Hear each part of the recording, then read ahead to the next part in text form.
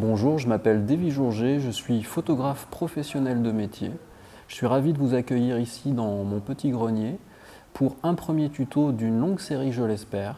Premier tuto qui aura pour thème la fabrication d'un biscuit sec de type Choco. Voilà donc l'élément de base à partir duquel nous allons travailler. Il s'agit d'une poudre multicéréale spéciale Choco à laquelle nous avons ajouté un peu de chocolat spécial Choco également.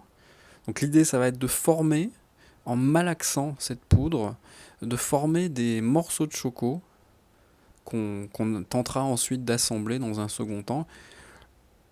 Le conseil que je peux vous donner, parce que là on a affaire à une poudre qui, au fur et à mesure qu'elle va être malaxée, va quasiment devenir un peu magnétique. On voit que les petits bouts de choco sont attirés vers les doigts à force d'être excités par la main.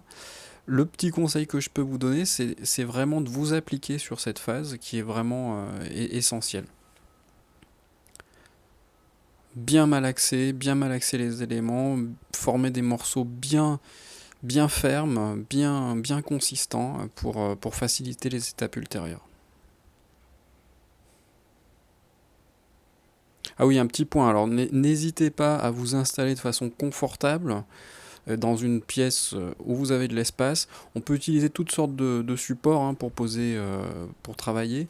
Moi, j'utilise une table à repasser, mais ça peut être une table de billard, une table allongée, un petit peu tout ce que vous avez sous la main. L'idée, c'est de éviter les choses trop salissantes.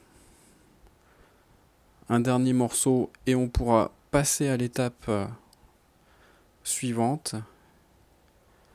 Étape au cours de laquelle nous allons chercher la complémentarité entre les différents morceaux de choco qu'on a pu créer. L'idée étant de former bien sûr un choco parfaitement rond.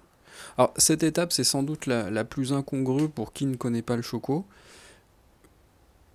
Effectivement, ça peut paraître étrange, mais on va fixer à la salive, en prenant soin de nettoyer les bords qui présenteraient des miettes un petit peu récalcitrantes.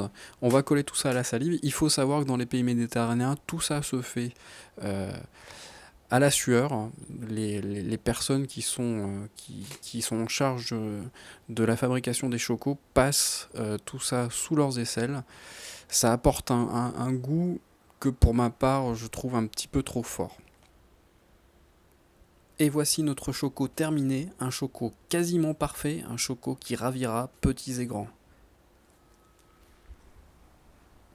Voilà, ce tuto est désormais terminé. J'espère qu'il vous aura plu, qu'il vous aura été utile. Si tel est le cas, n'hésitez pas à liker et partager la vidéo. Je suis Davy Jourget, photographe professionnel de métier.